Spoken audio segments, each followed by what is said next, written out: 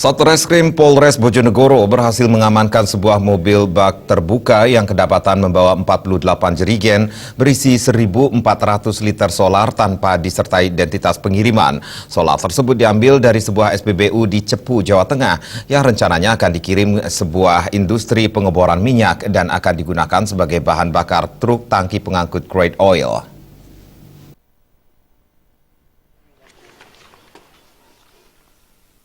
Sebuah mobil bak terbuka bernomor polisi L8031PK diamankan anggota Buser Satreskrim Polres Bojonegoro yang terbukti membawa 48 jerigen berisi solar bersubsidi sebanyak 1.400 liter tanpa disertai surat angkut resmi. Selain mengamankan barang bukti, polisi juga menangkap sopir berinisial SK 28 tahun dan kernet berinisial KN 26 tahun.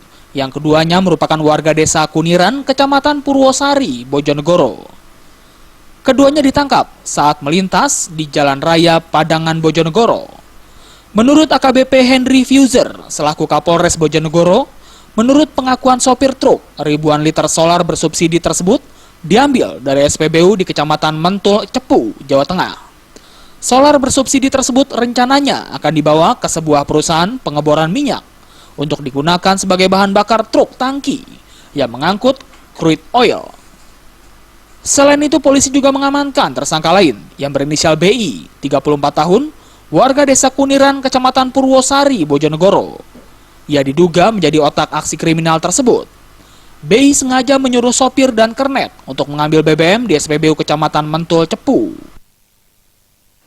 Untuk itu kita lakukan penyelidikan dan alhamdulillah kemarin tanggal 13 Mei sekitar pukul 19 kita temukan ada mobil yang mengangkut BBM solar yang diduga tidak dilengkapi dengan izin sebagaimana diatur dalam Undang-Undang Migas.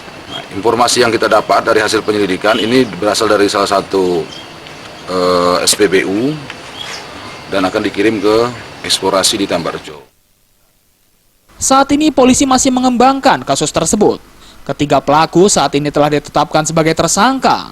Keduanya dijerat pasal 54, subsidiar 53, huruf B dan D, Undang-Undang RI tahun 2001 tentang pelanggaran minyak dan gas bumi dengan ancaman 11 tahun penjara. Dari Bojonegoro, Jawa Timur, Sumali Malwapati.